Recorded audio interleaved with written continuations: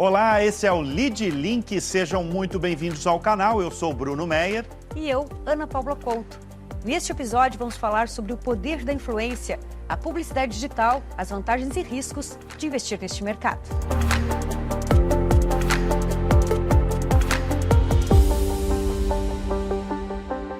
Bom, e quem vai nos ajudar a decifrar esse amplo e lucrativo mercado digital é o Marcos Quintela, chairman do grupo VML, e o Flávio Santos, que é CEO da M-Field.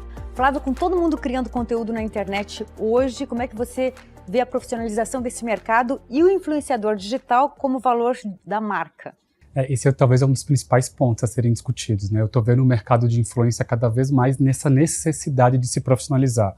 Isso com todas as pontas da indústria. O influenciador, de entender qual que é o seu papel e que isso é uma profissão, né? Não é uma brincadeira, não é entretenimento.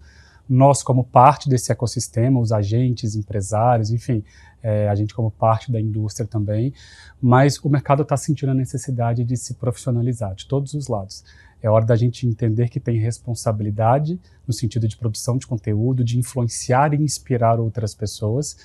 E a gente fica nesse meio de campo, literalmente conseguindo mostrar o valor que essas pessoas têm para uma estratégia de comunicação e o valor que os influenciadores têm dentro dessa estratégia, que é uma estratégia que move uma economia, né, gera emprego, gera receita para muita gente e, de fato, traz resultado para as marcas. Quintela, no mundo em que todo mundo é criador de conteúdo, qual é o papel da comunicação no Brasil, especialmente das emissoras de televisão, dos jornais, das revistas? Qual é o papel hoje? Eu acho que o papel ele é aglutinar todos esses canais, né? Quer dizer, você tem as revistas, você tem a televisão, é trabalhar todo mundo junto e todo mundo de uma maneira coordenada, né? Cada um tem um target, cada um tem um público, cada um tem uma hora para ser publicado, para ser postado, seja no digital.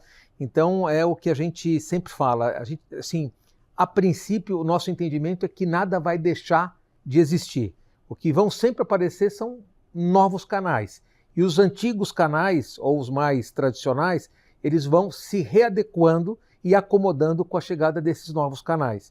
Então eles vão perdendo tamanho, em alguns momentos vão perdendo a relevância, mudam o público, e aí você tem que ser um cara habilidoso, um empresário habilidoso da comunicação para ajustar o seu orçamento, para ajustar a sua despesa, o seu aluguel, porque agora você não está faturando mais do que fatura, mas ao mesmo tempo você tem que ter a oportunidade de incluir na sua comunicação uma nova disciplina, né? Quer dizer, é o famoso dançar conforme a música vai tocando. Mas assim, quando você consegue, Bruno, interligar tudo, isso vira uma nitroglicerina. É impressionante, porque você consegue analisar o dia a dia do consumidor, desde o momento que ele acorda até o momento que ele vai dormir, em que momento você quer impactar esse consumidor, se é através do rádio, se é através da revista, se é através das redes sociais, e isso hoje é tudo mapeado. Isso não tem mais achismo. Vamos postar essa hora porque talvez... Não, talvez não. A M-Field tem pesquisa que diz que tem que postar às 18 horas e tem motivo técnico e tangível para isso. As pessoas estão mais ligadas, saem do trabalho e têm mais tempo de usar as redes sociais? Um dos grandes ativos do mercado digital, e aí a gente pode colocar uma lupa nas redes sociais, é de fato a gente conseguir metrificar o processo de ponta a ponta, né? Não existe achismo, como ele disse, assim, é tudo comprovado com dados, com números, com embasamento, tanto na pré-campanha, quanto no durante e o pós-campanha. Essa questão das movimentações de horário, enfim, é muito menos a gente ficar linkado às métricas de vaidade, curtida, engajamento, comentários, mas a gente começar a analisar qual que é o tempo de qualidade que as pessoas passam dentro das redes sociais, né? A gente está conectado o tempo inteiro. O Brasil só perde para as Filipinas em horas de conexão na internet e nas redes sociais. Então a gente está conectado o tempo inteiro, mas qual que é o nosso tempo de qualidade dentro das redes sociais? É essa análise que a gente sempre faz. E aí as pessoas são diferentes. O público de 18 a 24, ele conecta as redes sociais, algum tipo de rede social, num horário específico que o de 25 a 35 não conecta, ou o jovem, adolescente. Então assim, não é todo mundo igual, né? Tem um grande mentor meu da publicidade chamado Walter Longo, que ele diz que a gente não está mais na Idade Média, que foi passado da época renascentista, nós estamos na Idade Mídia. Todo mundo é mídia, Todo né? mundo é mídia. A minha tia de 84 anos, a tia Cremilde, ela está no WhatsApp. Eu fiquei sabendo sobre o falecimento da Gal Costa através do grupo da família, onde ela falou, vocês viram, a Gal Costa morreu. Onde a tia Cremilda foi lá e postou, E né? postou. Aí eu falei assim, você está brincando? Aí eu fui buscar informação. Então, todo mundo é mídia. E ao mesmo tempo que todo mundo é mídia, não dá mais para tratar também como média. Todo mundo gosta de ser tratado como um indivíduo específico com as suas especificidades. Então é o que ele falou, uma pessoa de 18 anos, 18 a 24, masculino, do Sudeste, a gente vai tratar com um tipo de target, com um tipo de abordagem. O produto vai ser modificado a sua comunicação para outro tipo de público, para outro tipo de horário. Então assim, é muita coisa, é muito dinâmico, é muito rápido e muito do que ele absolutamente falou é comprovado, não tem achismo. Clicou, comprou, converteu, venda, performou, está ali no caixa, é isso daí. Não tem mais aquela coisa, será que a gente vendeu? Será que não vendeu? Mas nós impactamos quanto? A audiência foi mais ou menos de 10 pontos. São 4 pessoas polares, Não. O digital te dá a precisão de quem você impactou, como você impactou e quem comprou. Se converteu ou não. Quanto vendeu. Quanto vendeu. É. Mas tem um público que adere mais aos influenciadores digitais? À publicidade digital? Eu costumo falar que os influenciadores, eles podem ser considerados uma estratégia de boca a boca 2.0. Né? Assim, o que antigamente a gente acabava sendo influenciado por um amigo, eu perguntava para o vizinho qual que é a costureira boa do bairro, o amigo qual restaurante ir, hoje a gente acaba sendo inspirado e influenciado pelos influenciadores. Então todo mundo recebe um poder de influência, assim como todo mundo é mídia, né? Todo mundo produz conteúdo. Tem uma expressão que a gente usa, que todo mundo é prosomes, produtor e consumidor de conteúdo. É claro que tem algumas gerações, e talvez essa geração que já nasceu conectada, que ela usa a internet para tudo, né? Para pesquisa, para entretenimento, para diversão, para trabalho, e outras pessoas usam para categorias específicas. O público 25 menos, né? Ele de fato ele passa mais horas conectadas do que pessoas mais velhas ali. Mas é um hábito de consumo de acordo com a geração. Né? Eles usam a internet para tudo, eles usam as redes sociais para pesquisa, para entretenimento, para diversão, se informar, né? para se informar também. Isso. Tem um dado curioso, eu li esses dias que o principal concorrente do Google no Brasil passou a ser o TikTok. Né? A geração mais nova, a geração Z, ela tem pesquisado informações dentro do TikTok. Qual restaurante ir, qual roupa consumir, qual produto ela quer ter experiência na vida dela, porque isso já passa a ser rotina e ritual dentro da vida deles. Virou um browser de busca, TikTok.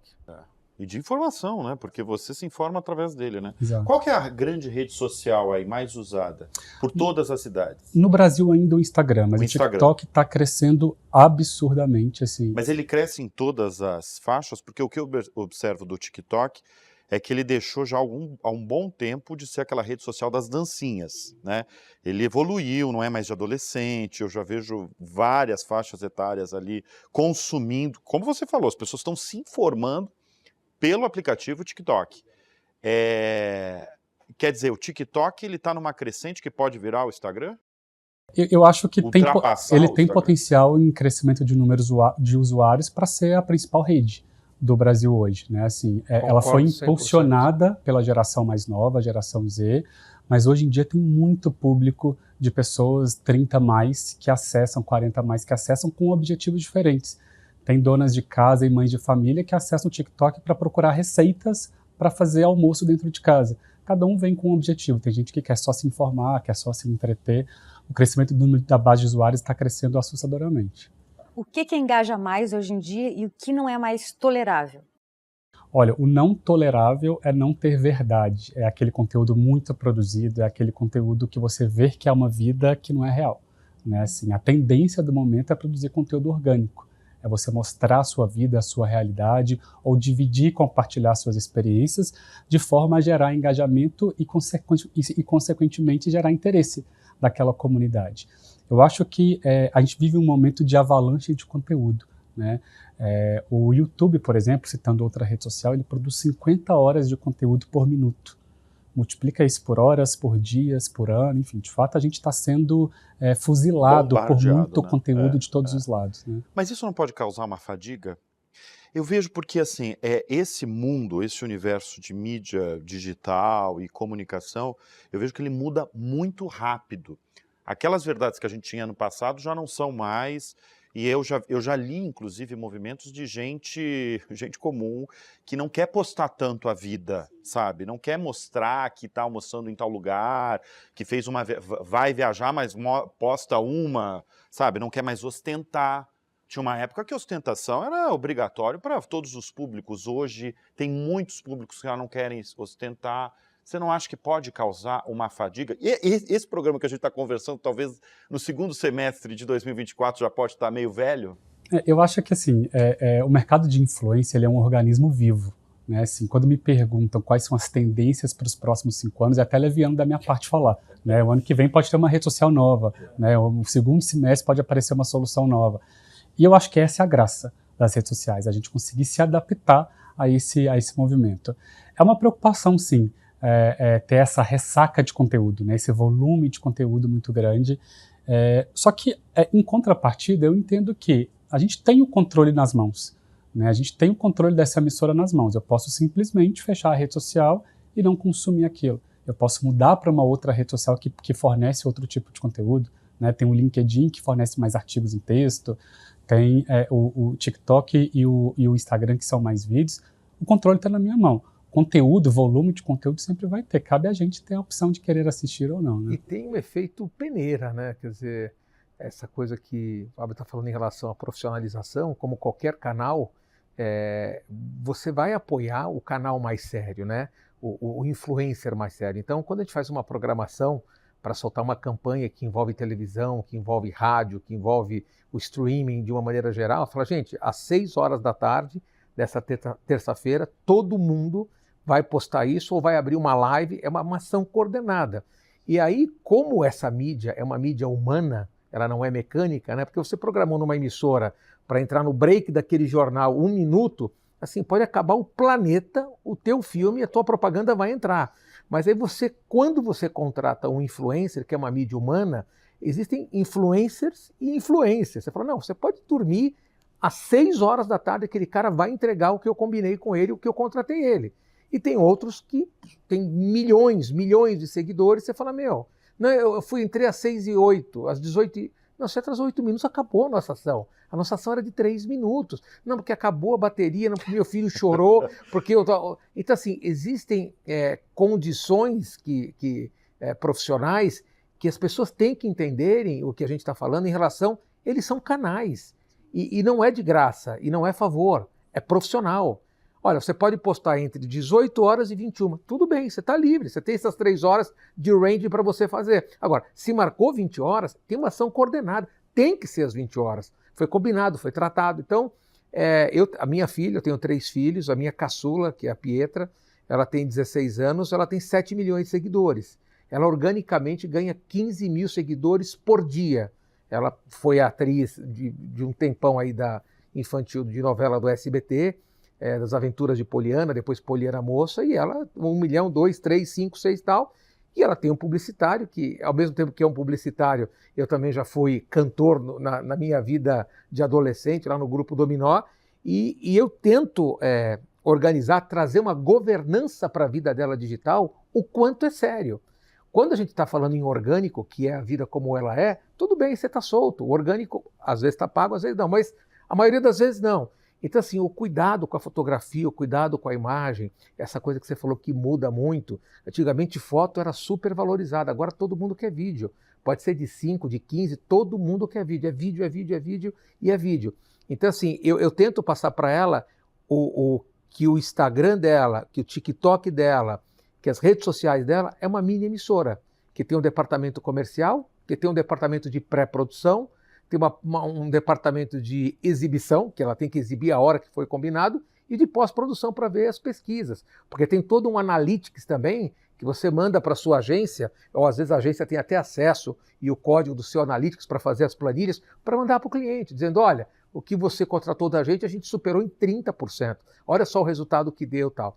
Então, assim, é muito sério, é muito profissional e funciona demais quando bem feito, como quase tudo que a gente faz da vida. Quintela, para as marcas, qual o risco de de não encontrar o influenciador digital certo? Para isso, de novo, tem pouco achismo, né? Você tem uma série de ferramentas e instrumentos que te dá uma segurança muito maior de você estar achando o target perfeito naquele influenciador. Mas, de novo, na propaganda, né, um pouco a propaganda mais tradicional, quando você escolhe uma celebridade, um artista, para protagonizar a tua propaganda, você está colocando um fator humano. Então você prepara. Então teve aquela sertaneja Marília Mendonça, que teve um acidente aéreo e tal. Nós tínhamos feito toda uma campanha, se eu não me engano, de Natal, de Casas Bahia, tudo com a Marília Mendonça, tudo. Então a música dela, vídeo dela, ofertas com ela dentro do galpão das Casas Bahia, ela dentro da loja. Enfim, foram horas e horas tal, e teve uma fatalidade, né? E a gente falou, escuta, agora não pode exibir todo esse material com tudo, com a moça, um acidente e tal. Então você coloca isso tudo numa gaveta, mas eu estou dizendo num caso de falecimento. Mas tem caso também, como a pessoa é humana, ela acaba se envolvendo, quando talvez não seja a pessoa certa, num escândalo de corrupção, um escândalo da pessoa, ser humano, um escândalo de repente com drogas, escândalo de um bater no outro. Isso acaba com a marca. Isso acaba. Então, assim, escolher a pessoa certa, por ser uma mídia humana, é o principal fator que você tem que escolher certo. Para isso existem ferramentas. Para isso existe uma agência de propaganda, uma agência de influenciadores que tem experiência, que pega todo o histórico daquele personagem e diz, olha, isso aqui é impressionante, isso aqui é preciso. É um relógio britânico, olha como cuida da imagem, olha como cuida da família, ou seja, esportista, artista, ator, E mesmo atriz. assim podem ter riscos, Pode né? ter Porque a gente risco. está analisando de hoje para trás.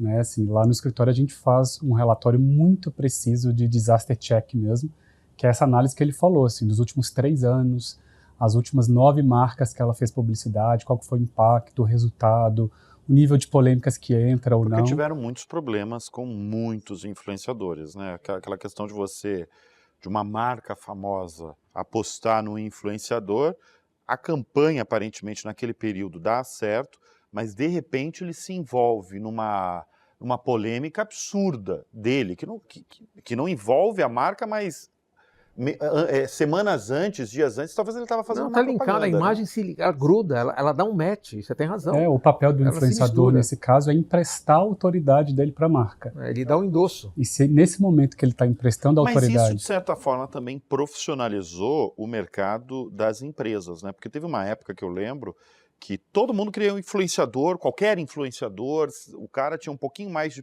seguidor, vamos fechar com esse cara.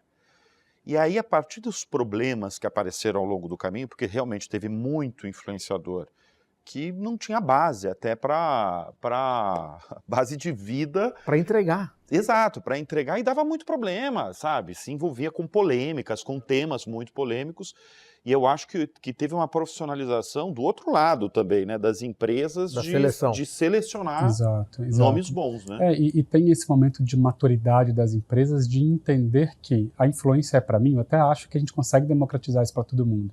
Mas eu estou preparado para vivenciar essas polêmicas? O que eu vou fazer? Qual é o meu plano de ação para isso? Então as empresas também precisaram organizar esse back-office para conseguir entrar dentro desse universo, né? De fato, teve profissionalização de todos os lados. Existe também uma tratativa grande, um processo de trabalho até o influenciador postar o que foi combinado junto com a agência. Então a equipe que está em volta dele, como é que recebe o briefing, como é que passa o orçamento, qual que é o time para assinar o contrato, a questão de todo o faturamento do pagamento para ele. Então quando você gruda num influenciador, que você sente uma estrutura dele, e não estamos falando só de artista ou celebridade, estamos falando de economista, estamos falando de médico, estamos falando de todos os setores da economia. Você fala, isso aqui tem estrutura, isso aqui está bem combinado. Às vezes querem fazer um ensaio, às vezes o influenciador quer conhecer o CMO da empresa para saber da boca dele o que ele espera dele.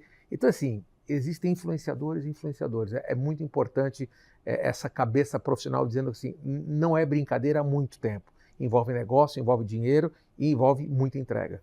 Quintela, o que é considerado hoje um conceito antiquado de publicidade? Olha, o conceito antiquado de publicidade acho que passa por que ele estava dizendo, você vender mentira. principalmente na influência, né? Eu vejo não só pela minha filha, mas por todos os influenciadores que a gente acaba contratando para as nossas campanhas, quando ele passa a verdade, independente de ter maquiagem ou não, cabelo arrumado ou não, roupinha passada ou não, é uma coisa, é um absurdo. E a antipublicidade é você desejar entregar alguma coisa para o seu cliente que ela é totalmente produzida e fake, num ambiente de influência digital. Porque a gente tem os velhos filmes de Doriana, a família Doriana, a família Margarida, que você vê que a família, né, você sabe que aquele pai é um ator contratado com aquela filha, com aquele irmão tal. A questão das redes sociais trouxe um pouco isso de uma maneira um pouco mais verdadeira, né? Então, assim, não cabe, por exemplo, você pegar o Marcos Mion e colocar ele para fazer uma família que não seja com a Suzana Gulo, que todo mundo conhece, ou com o Romeu, ou com o Stefano, todo mundo conhece a família Mion, todo mundo conhece a família Huck, todo mundo conhece a família da Eliana.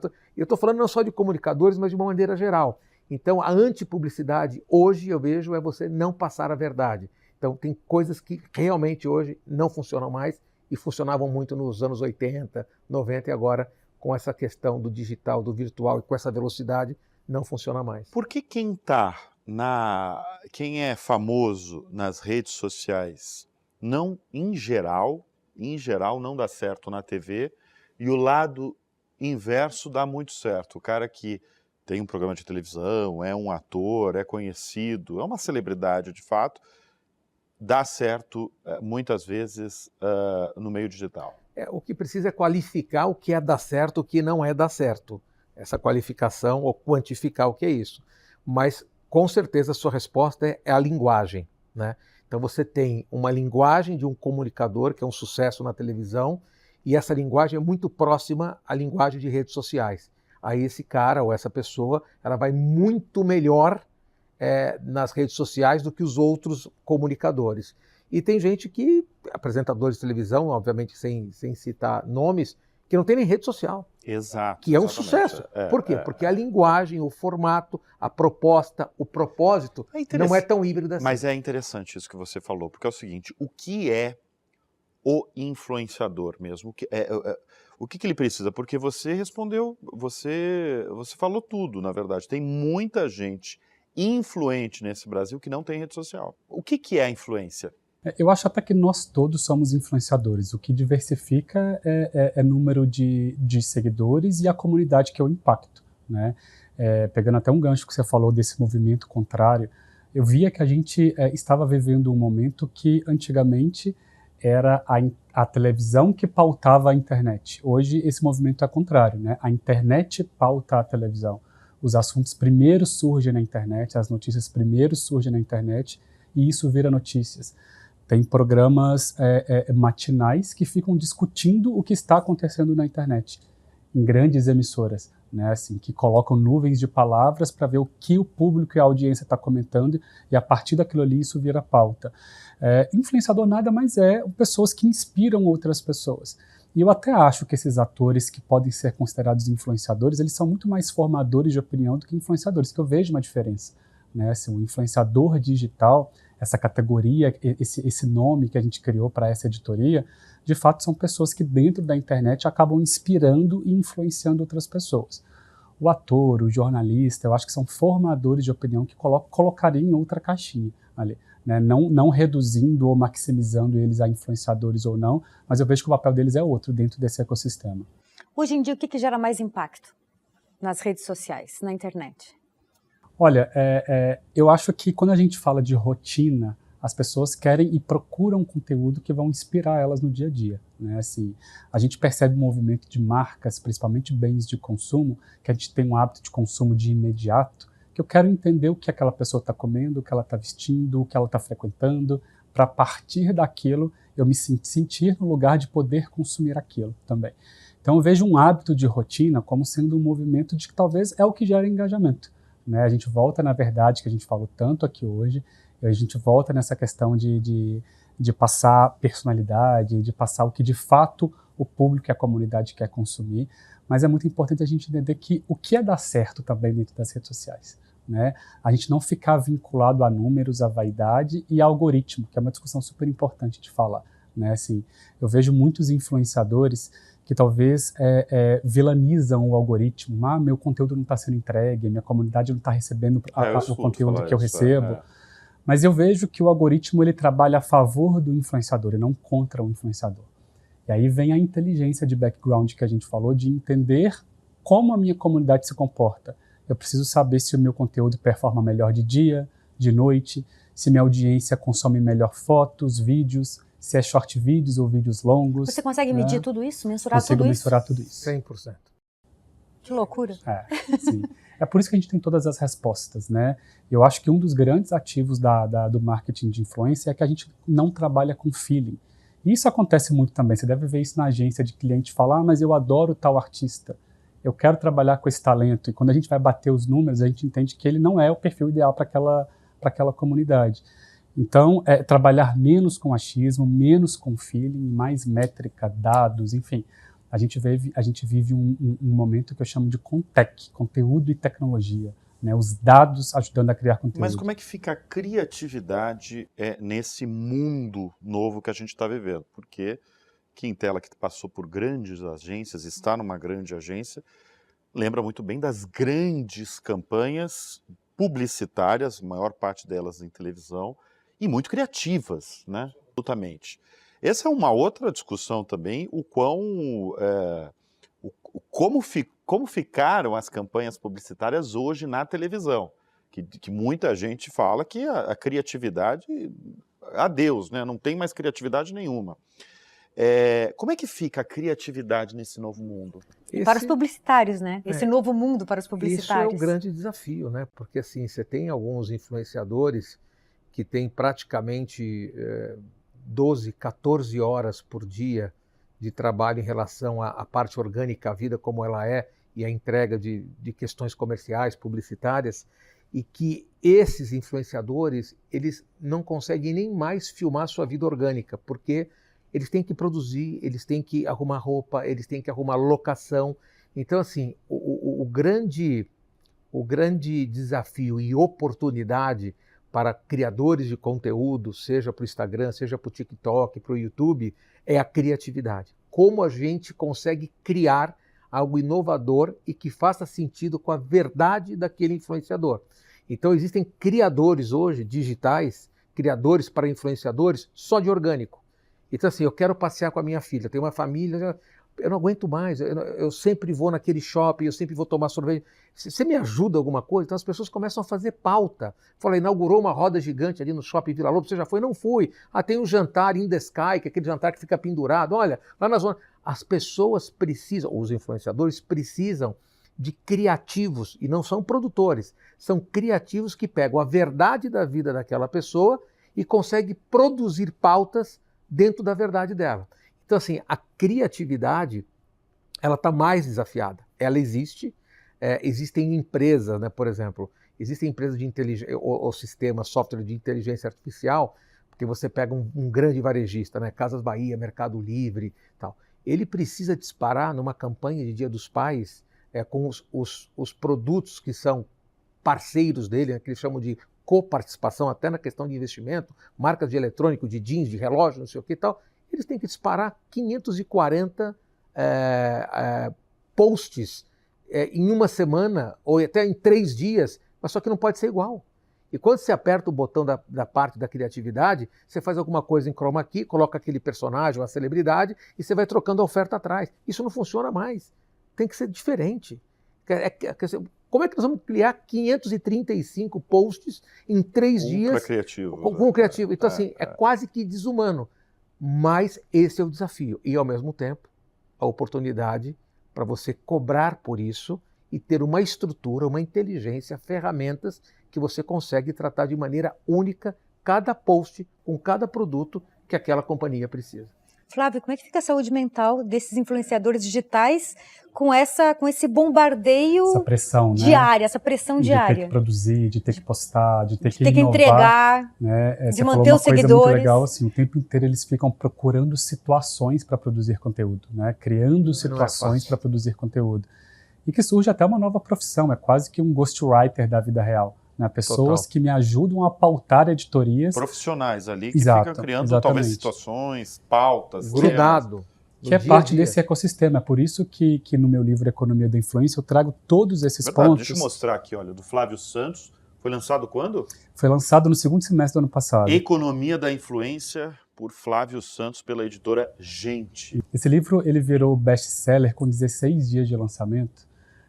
Ficou por quase 6 semanas como o livro mais vendido da Amazon, porque o brasileiro está carente de se informar um pouco mais sobre o mercado da Creator Economy, né? E, de fato, quando a gente diz ser uma economia, porque a gente coloca na linha de frente o influenciador, mas é importantíssimo entender que por trás deles tem um back-office enorme de roteiristas, de videomaker, de stylist, de pessoas que negociam os contratos, que ajudam a criar conteúdo, que editam e tudo mais. Aquele personagem que está na frente, ele é parte de um ecossistema, né? E quando isso se torna uma economia e gera empregos para pessoas que também não aparecem, é porque, de fato, a gente entende que isso tem um potencial para negócio, para business, muito potente para várias frentes também. E não perde um pouco da autenticidade, exatamente o que as pessoas buscam na internet? Essa fluidez, né? Esse jeito mais orgânico de falar, de se expressar? Eu acho que o desafio é o influenciador conseguir pegar essa pauta e adaptar para a linguagem dele, para o dia a dia, né? Eu estou te oferecendo situações, roteiros, mas não é aquele roteiro de filme, de TV, de diária que eu vou bater linha a linha, né? Durinho, olha, fechadinho. É interessante você produzir um conteúdo de manhã, é interessante você sair para almoçar e conhecer um restaurante novo, mas eu não estou te dando um pitch de um TP para que você leia e consiga um disclaimer desse conteúdo. Eu acho que é mais um norte, uma orientação para não ficar perdido. Mas o que é muito importante, que as pessoas acabam não tendo noção, é o tempo investido no pré e no pós. Porque na hora que faz a ação, né, a postagem, o filme, não sei o quê, ali eu acho que é a parte mais tranquila, porque o pré para planejar isso, para produzir ou para viabilizar, e depois o pós para ver se está tudo ok, é muito tempo, é muita energia investida. Agora, no fundo, tudo isso que a gente está falando aqui é venda. As pessoas, as empresas, as marcas querem vender. Hoje você tem milhões de influenciadores que, no fundo, todo mundo quer vender. O que é uma boa venda? A boa venda é aquela com menor esforço, menor investimento, com maior conversão. Com menor dinheiro envolvido. Menor investimento, menor esforço. E dá para fazer hoje muito. Dá, aí você tem que separar o joio do trigo e você tem que ter uma central de inteligência que realmente, ou geralmente é a sua agência, que consegue fazer isso. Olha, eu quero colocar cada vez menos e converter vendas ou serviços ou branding cada vez mais. E não importa qual a plataforma. Porque assim, há muito pouco tempo atrás, você tinha 5 canais. Você tinha TV, cinema, rádio, revista, jornal e outdoor. 6.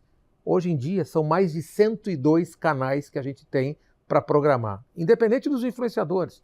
Você tem blog, você tem vlog, você tem site, você tem streaming, todo mundo.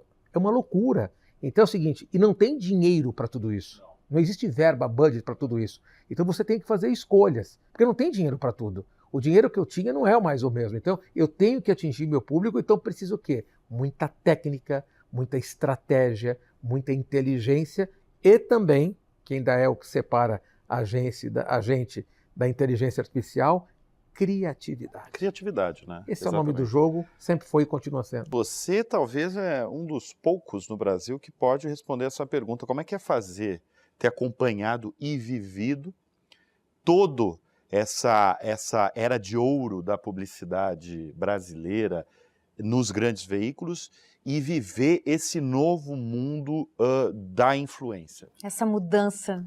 Eu, como gestor, responsável por um grupo de pessoas, de profissionais, várias agências que estão dentro do grupo, o primeiro passo é você saber o que você não sabe.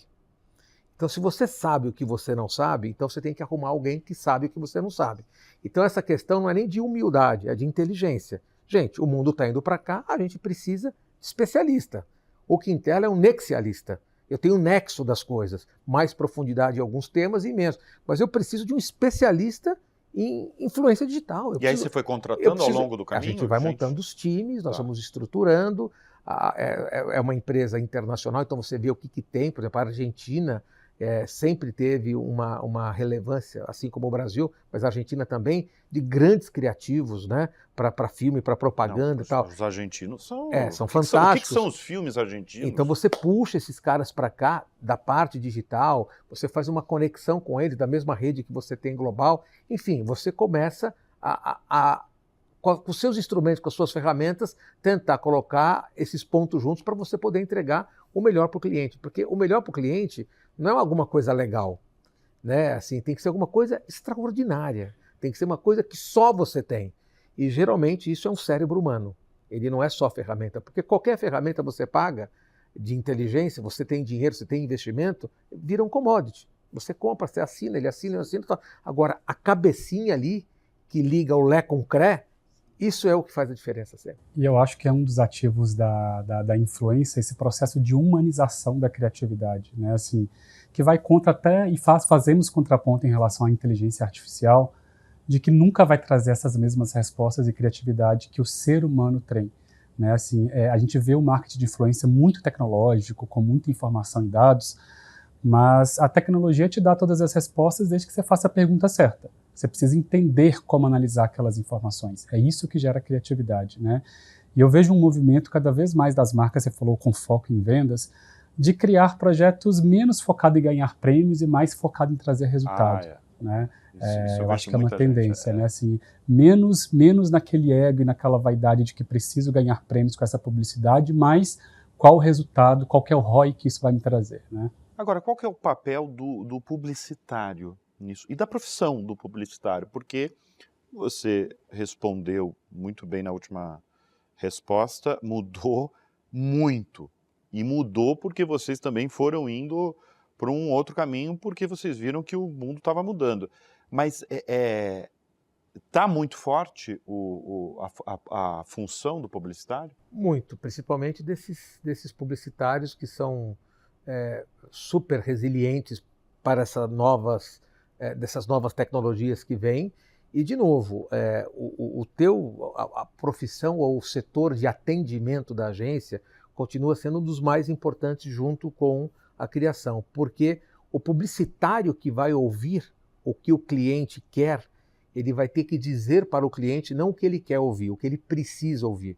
Então, assim, às vezes o cliente te dá um briefing e ele... Mas sabe o que eu estava pensando? Eu estava pensando em fazer isso, isso, isso. Aí o atendimento, com toda a elegância, fala, escuta, mas qual que é a verba que você tem? Não, a verba que eu tenho é tanto. Você fala, não, mas aí não dá. Vamos tentar uma solução. Você consegue 10% a mais? Não, eu consigo, é capaz de cair 10%. Não, então calma aí. Então o pensamento e a entrega da estratégia que é feito, independente de ser com influência, revista, jornal, blog, não sei o quê, televisão, é de acordo com o que ele pensa, o que ele quer, o que ele precisa, o que ele precisa vender e verba.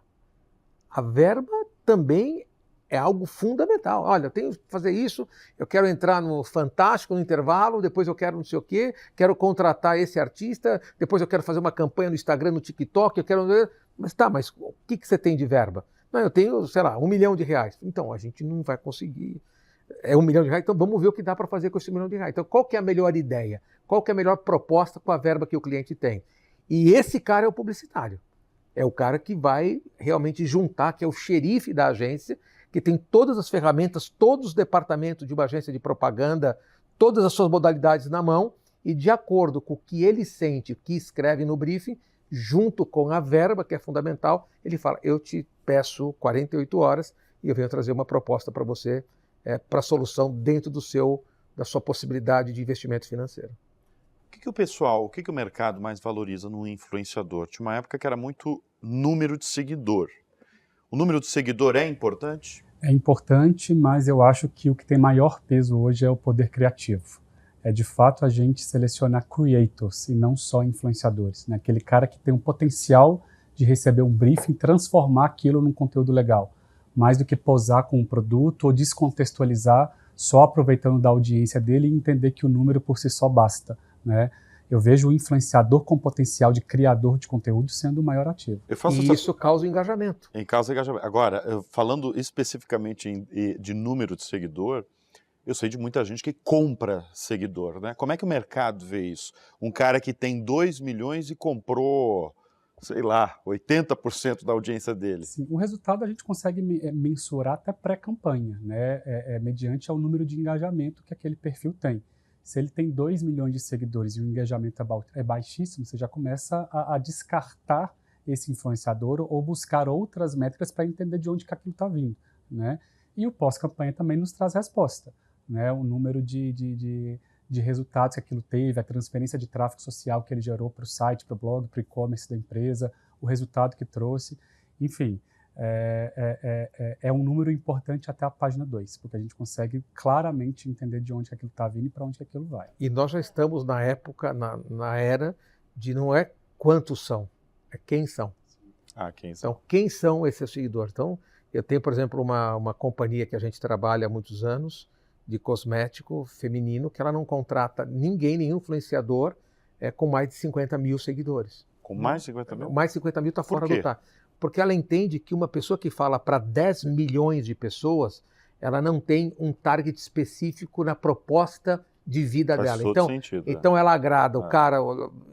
Então assim, eu quero entender se o conteúdo dela com 40, 50 mil é um conteúdo específico, nichado, dentro do que a gente gosta, a gente contrata essa pessoa e juntos, com a nossa agência, nós vamos formando essa pessoa, né, remunerando essa pessoa e vamos fazer ela crescer em números de seguidores e engajamento sem a perder o foco do propósito, que é o que a gente quer dela. É um propósito único e exclusivo. E essa pessoa vai, esse influenciador vai para 50, 60, 100, 150, tal, mas dentro dos propósitos, não se perdendo, vendendo sapato, vendendo pasta de dente, vendendo... Aí você fala, virou uma vitrine, né, que fala de tudo. Eu acho que o qualitativo hoje tem um peso muito maior do que o quant, de verdade, assim. E é uma inteligência que a gente consegue entender, assim. Muitas vezes a gente faz campanhas e essa campanha gera 10 mil comentários no devido post. A nossa inteligência vai entender qual que é a qualidade desses comentários. Queria saber o poder dos comentários para a publicidade digital. Sim, sim. E quando a gente fala do poder dos comentários, a primeira análise é qual que é a qualidade desses comentários. Porque às vezes tem 10 mil comentários, mas 95% está elogiando a beleza, o cabelo, e às vezes a pessoa está anunciando um produto de gastronomia. A pessoa nem se atentou ao produto que está. Ela está muito mais focada ao personagem do que o que ele está oferecendo ali, né? Mas, de fato, os comentários eles têm um peso porque os comentários também geram influência, né? Se eu quero entender, o brasileiro, na verdade o ser humano, ele tem essa questão de senso de pertencimento, né? Eu quero consumir o que as outras pessoas estão consumindo. Se todo mundo está elogiando, é interessante. Se todo mundo está julgando, e até um movimento que gera esse movimento de hate, de ódio dentro da internet, porque às vezes você vai na onda de que está todo mundo criticando, eu também vou criticar. Mas no e-commerce é muito importante o comentário, né? O peso do comentário, porque as pessoas buscam o comentário para certificar, chancelar. Que é a chancela social, né? A chancela social e do produto. E o algoritmo olha muito o comentário, porque isso vai gerando engajamento. Exatamente. Né? Mas nós temos uma outra surpresa, que é, além de comprar seguidores, que a resposta dele foi muito adequada, que isso você pode enganar poucos por pouco tempo, mas nunca muitos por muito tempo. Por muito tempo. Mas existe a fábrica também de engajamento e de comentários. Tem? Existe uma avalanche disso, e você até tem pessoas de telemarketing que ligam para você, que te oferecem dinheiro para você fazer um comentário para você fazer um comentário positivo no TripAdvisor daquele hotel que você você não foi. Caramba. Porque quando eu coloco lá que eu fui no hotel para lá e adorei tal, a pergunta é, ele foi no hotel? Eu nunca estive lá, eu já fiz um comentário positivo ou negativo, falei que o travesseiro é ruim, que a cama é péssima, que o banheiro cheira mal, mas eu nunca fui naquele hotel. Então existe também a fábrica de comentários, tanto para um lado positivo como para o negativo.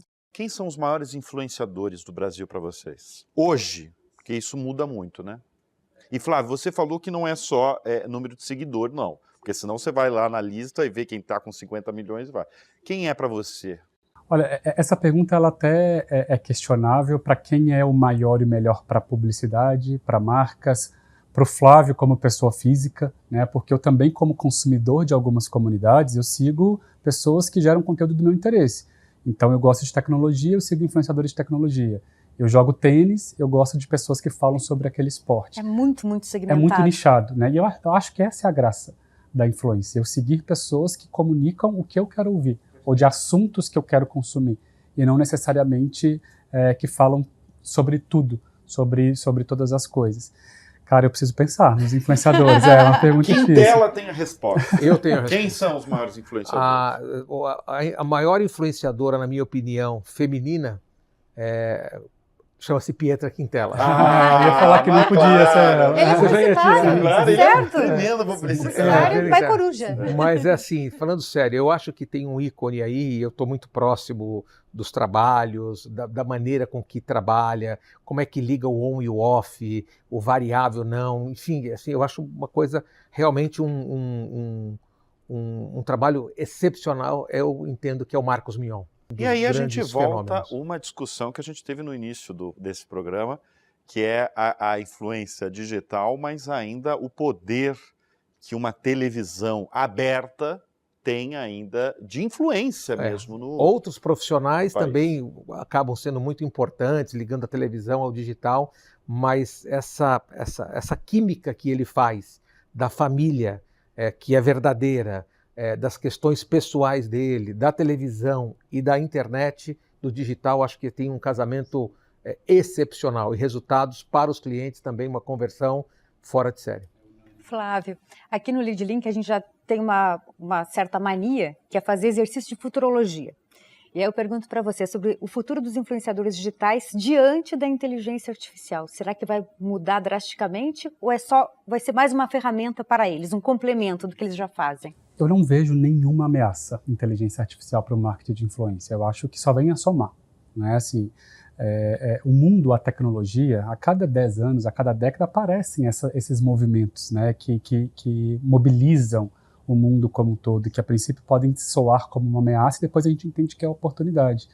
Quando a gente teve o lançamento dos smartphones, a gente achou que o fato de todo mundo poder tirar foto e ter internet na palma da mão ia ser uma ameaça.